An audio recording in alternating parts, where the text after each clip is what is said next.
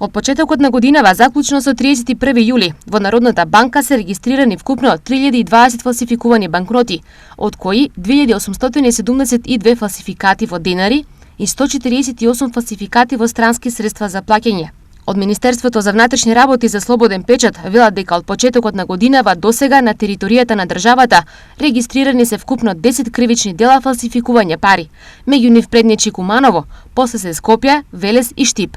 Од 148 фалсификувани странски средства за плаќање, 88 парчиња се фалсификати деноминирани во евра, а 52 парчиња фалсификати деноминирани во долари.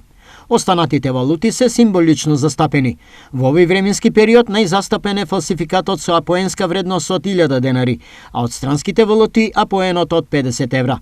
Вредноста на фалсификуваните банкноти зависи од количината на регистрираните фалсификати од секој апоен. Велат во Народна банка.